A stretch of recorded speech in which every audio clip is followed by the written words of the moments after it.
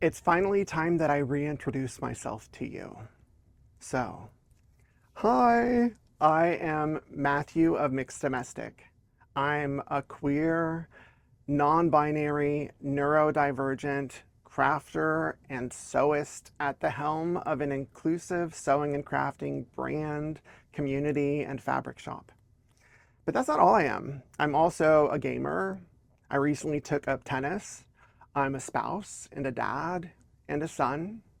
I'm a lot of things. I also live with complex PTSD from some things that happened during my childhood, and it got worse exponentially during the isolation of the pandemic. That means that even today, years later from when it got really bad, multiple times a day, my nervous system gets hijacked by a trigger, which makes my body feel like I'm going to die or there's some kind of threat out there trying to kill me. Sometimes I can regulate and get back into it.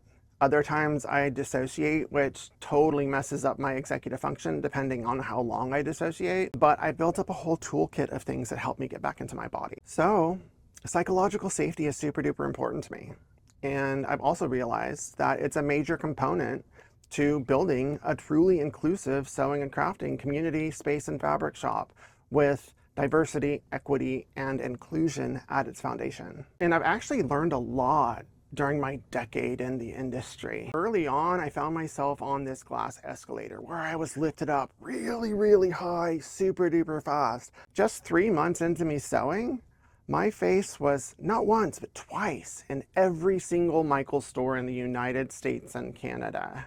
It was too much, too fast. I knew it. I tried to do the best that I could with it, but it was too much. And there were a lot of people out there that didn't like it. And they used it as a reason to try to destroy me the moment that I slipped up.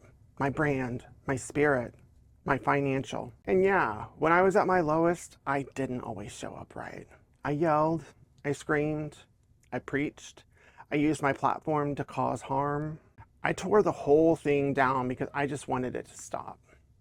And at that time, I hadn't understood that I had complex PTSD. But I'm not embarrassed by any of that anymore. In fact, I'm actually quite proud of it because when I was at my lowest, I still stood up for myself and others, all in the name of inclusion. I just didn't have the tools yet to know how to do it without causing harm to myself and to others. Back then, I thought that calling things out loudly was the only way to make things stop whenever I noticed them. But now I know that how we do things and say things is just as important as the why behind it. Back then, I was surviving, not leading.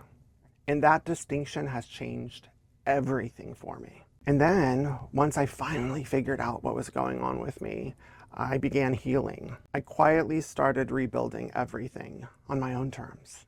I learned that performative virtue signaling isn't the path to true inclusivity and that criticism is the lowest form of activism. Neither lead to psychological safety either. In fact, it was people within affinity spaces with similar values to myself or groups of similar people that caused me the most harm, not those different than myself. So when I started dipping my toe back in the industry fresh off of a second major episode, I was different.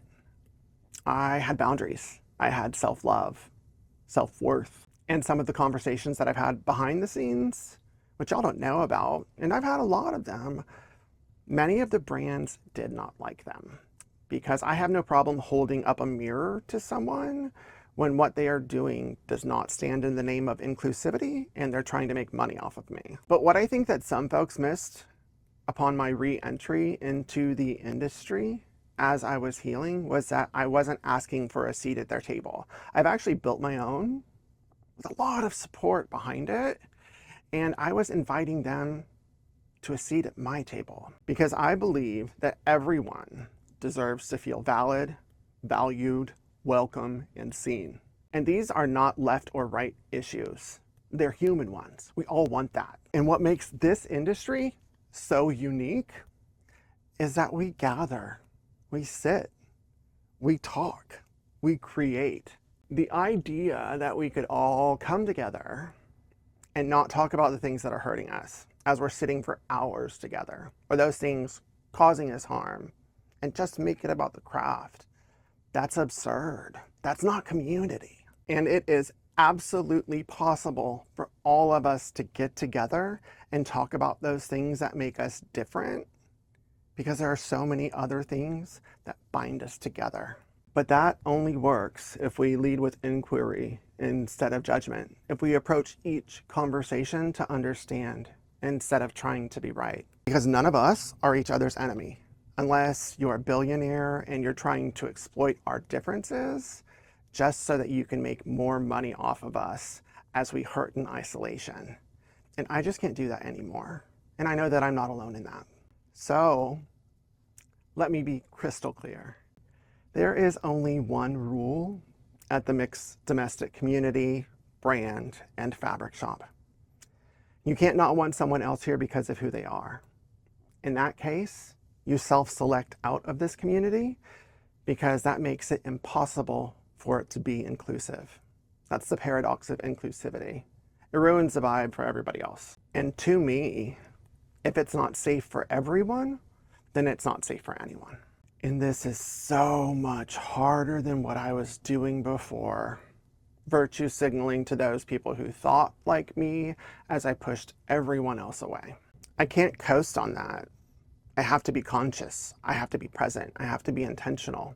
And I have to hold myself accountable, which many of you have seen me do over and over again. And I have no problem with that. And for any brand that I've had a conversation behind the scenes and I've held up that mirror, me giving feedback, especially when we're in partnership, is not an attack. Because my tone in this video is always my tone. I do not show up and communicate when triggered anymore. I show up when grounded, level, regulated. And I truly believe that everything that I've said here is what all of us want. To be respected, to be valued, to be seen, to be welcome. So this is who I am now. And this is the business now. And I am absolutely and eternally grateful to this community who has lifted me up, oftentimes showing a mirror to myself that has gotten me here. Because this is how we change things, by showing what's possible. And this is how we make an impact in the industry at our own gigantic table as we grow this thing into the behemoth that I know that it's going to be. Because wanting everyone to do this amazing thing, that should be on everyone's radar. And my community, for anyone paying attention, is living proof that this is possible and success can come with it. So if you are new here or have been here a while, welcome. I see you. You are valid, valued, welcome and seen exactly as you are. And I will always have a seat at my table for you.